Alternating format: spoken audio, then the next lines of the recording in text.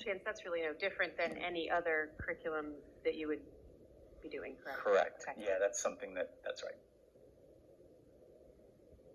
Yeah, and again, and to that point, Director Ross, for us to just adopt any curricular resource offhand without getting it in the hands of our teachers to really make a determination about how it can be best utilized in the classroom would be foolish. And so certainly we're not going to do that in this case either.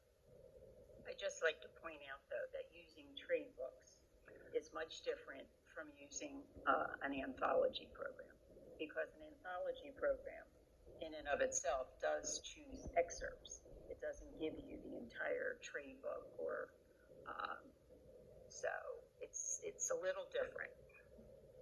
That is true, yes. Anyone else? I have one. Just in your experience, have you ever had, when adopting a new language arts program, to display all the materials, have so many questions, concerns, parental worries? Have you ever had any of this experience before?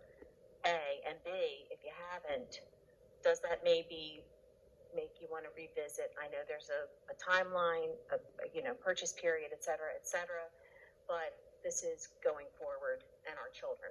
So, A, have you ever?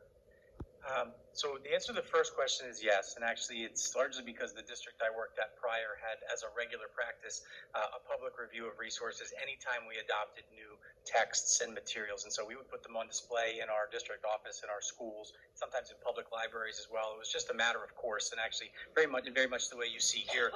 We would put those texts out. Anyone would be able to come and review them and make public comment about them prior to adoption. So I do have experience with that.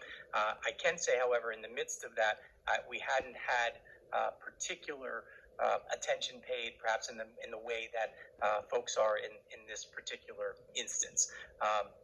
So this would be the first time we've had a lot of people question the content of the types of curricular materials that we're using.